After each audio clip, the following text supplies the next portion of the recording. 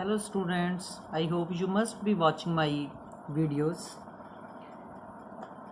So please like, share and press bell icon so that you may know my new videos. Today again we are going to discuss a new chapter of section C, The School for Sympathy, written by E.V. Lucas. Some introduction about the writer.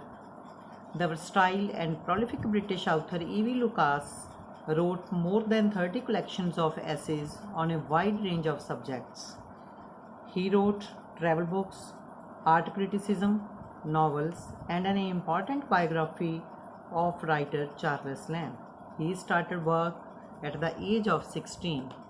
The chapter The School for Sympathy tells us that formal education does not produce human feelings in students and is not sufficient to make them good citizens. So, practical education should be given to them besides formal education.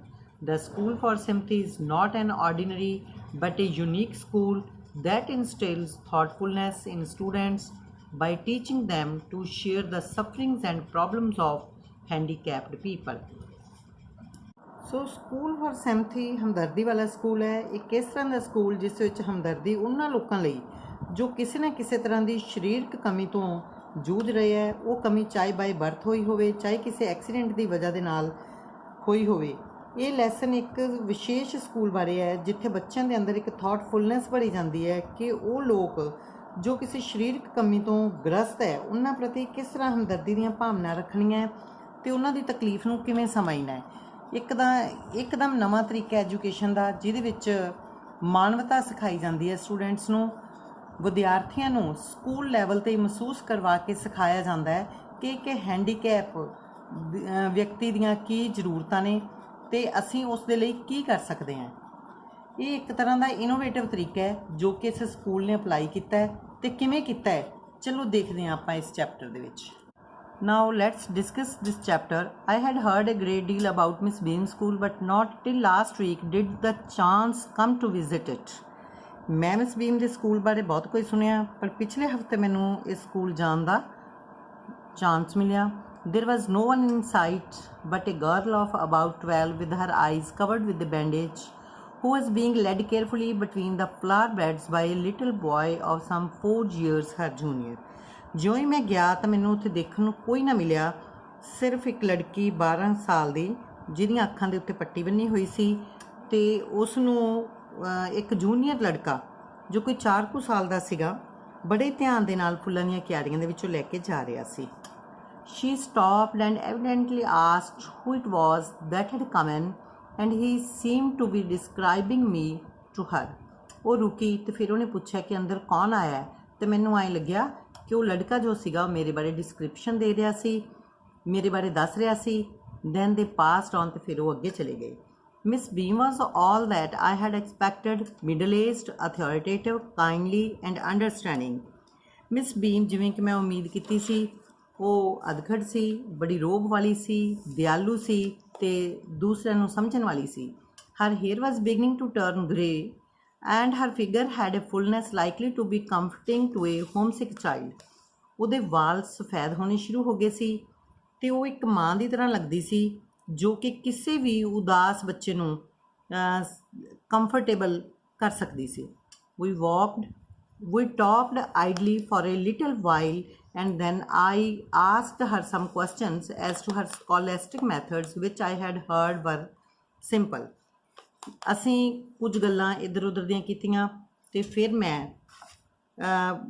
ਉੱਥੋਂ school ਦੇ ਵਿੱਚ ਪੜ੍ਹਾਉਣ ਦੇ ਤਰੀਕਿਆਂ ਬਾਰੇ ਕੁਝ questions ਪੁੱਛੇ ਵਿਚ I had heard ਵਰ ਸਿੰਪਲ, ਜਿਹੜੇ ਕਿ ਬਹੁਤ ਹੀ ਸਧਾਰਨ ਸਨ।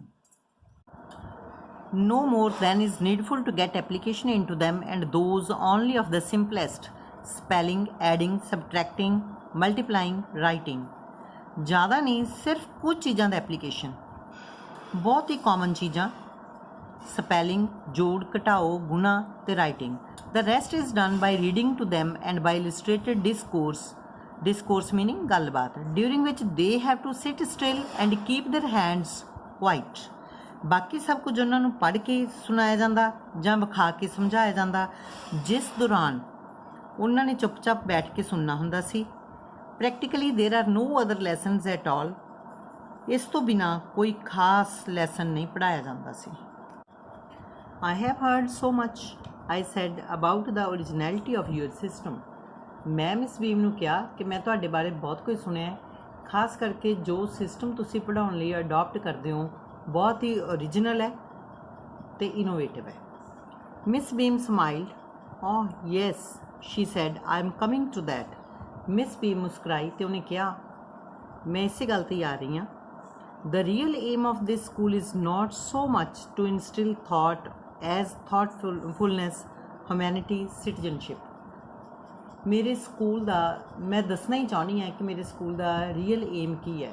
ਮੇਰੇ ਸਕੂਲ ਦਾ ਜਿਹੜਾ ਰੀਅਲ ਏਮ ਹੈ ਉਹ ਇਹ ਹੈ ਕਿ ਬੱਚਿਆਂ ਦੇ ਵਿੱਚ ਥਾਟਫੁਲਨੈਸ ਨੂੰ ਭਰਨਾ ਤਾਂ ਕਿ ਉਹ ਵਧੀਆ ਮਾਨਵ ਬਣਨ, ਨਾਗਰਿਕ ਵਧੀਆ ਬਣਨ। ਹੁਣ ਬਹੁਤ ਸਾਰੇ ਵਿਚਾਰ ਹੁੰਦੇ ਆ, ਜੇਕਰ ਆਪਾਂ ਕਿਤਾਬਾਂ ਤੋਂ ਪੜ੍ਹ ਕੇ ਬੱਚਿਆਂ ਨੂੰ ਦੱਸ ਦਈਏ ਤਾਂ ਬੱਚਿਆਂ 'ਤੇ ਉਹਨਾਂ ਦਾ ਇੰਨਾ ਅਸਰ ਨਹੀਂ ਹੁੰਦਾ ਜਿੰਨਾ ਕਿ ਉਹ ਜਦੋਂ ਬੱਚੇ ਖੁਦ ਸੋਚਦੇ ਆ ਅਤੇ ਉਹਨਾਂ ਦੇ ਅੰਦਰ ਸੈਲਫ ਪ੍ਰੋਡਿਊਸ ਹੁੰਦੇ ਆ ਤਾਂ ਉਹਨਾਂ ਦਾ ਅਸਰ ਬਹੁਤ ਜ਼ਿਆਦਾ ਹੁੰਦਾ ਹੈ।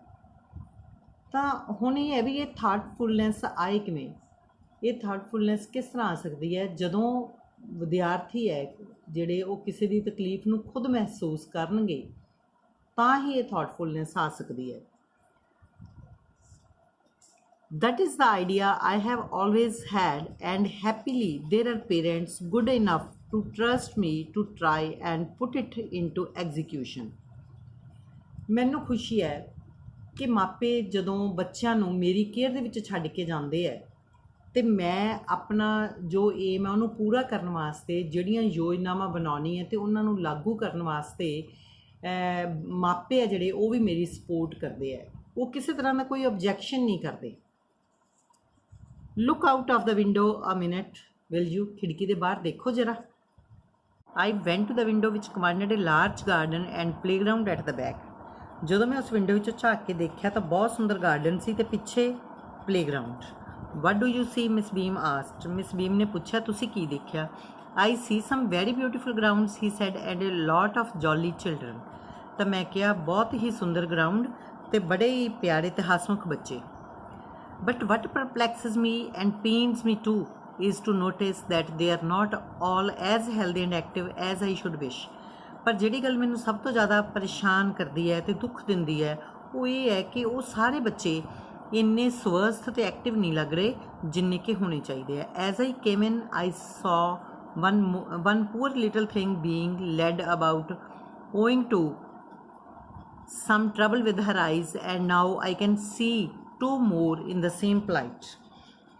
ਜਦੋਂ ਮੈਂ ਆਇਆ ਤਾਂ ਮੈਂ ਦੇਖਿਆ ਕਿ ਇੱਕ ਲੜਕੀ ਦੇ ਅੱਖ ਦੇ ਵਿੱਚ ਕੋਈ ਪ੍ਰੋਬਲਮ ਹੈ ਤੇ ਦੂਸਰਾ ਬੱਚਾ ਉਸ ਨੂੰ ਲੈ ਕੇ ਜਾ ਰਿਹਾ ਸੀ ਤੇ ਹੁਣ ਮੈਂ ਦੇਖ ਰਿਹਾ ਕਿ ਇਸੇ ਕੰਡੀਸ਼ਨ 'ਚ ਦੋ ਬੱਚੇ ਹੋਰ ਹੈ। while there is a girl with a crutch meaning ਹੁੰਦਾ ਵਿਸਾਖੀ ਜਾਂ ਫੋਡੀ ਵੀ ਆਪਾਂ ਕਹਿ ਦਿੰਦੇ ਹਾਂ, just under the window watching the others at play। ਤੇ ਹੁਣ ਇੱਕ ਹੋਰ ਲੜਕੀ ਵਿਸਾਖੀ ਤੇ ਹੈ ਤੇ ਦੂਸਰੇ ਬੱਚਿਆਂ ਨੂੰ ਖੇਡਦੇ ਹੋਏ ਦੇਖ ਰਹੀ ਹੈ। She seems to be a hopeless cripple. ਉਹ ਪੂਰੀ ਤਰ੍ਹਾਂ ਅਪਾਹਿਜ ਲੱਗਦੀ ਹੈ। Miss Beam laughed. Oh no, she said, she is not lame really, this is only her lame day. Miss Beam ਮੁਸਕਰਾਈ। ਓ ਨੋ ਨੋ, ਉਹ ਲੰਗੜੀ ਨਹੀਂ ਹੈ, ਅੱਜ ਉਸਨੇ ਪੂਰਾ ਦਿਨ ਲੰਗੜਾ ਬਣ ਕੇ ਰਹਿਣਾ ਹੈ। Nor are those others blind, it's only their blind day. ਅਤੇ ਨਾ ਹੀ ਉਹ ਜਿਨ੍ਹਾਂ ਨੇ ਅੱਖਾਂ 'ਤੇ ਪੱਟੀ ਪਾਈ ਹੋਈ ਹੈ ਬਲਾਈਂਡ ਹੈ, ਇਹ ਉਹਨਾਂ ਦਾ ਬਲਾਈਂਡ ਡੇ ਹੈ ਅਤੇ ਉਹਨਾਂ ਨੇ ਪੂਰਾ ਦਿਨ ਬਲਾਈਂਡ ਬਣ ਕੇ ਰਹਿਣਾ। I must have looked very much astonished for she laughed again.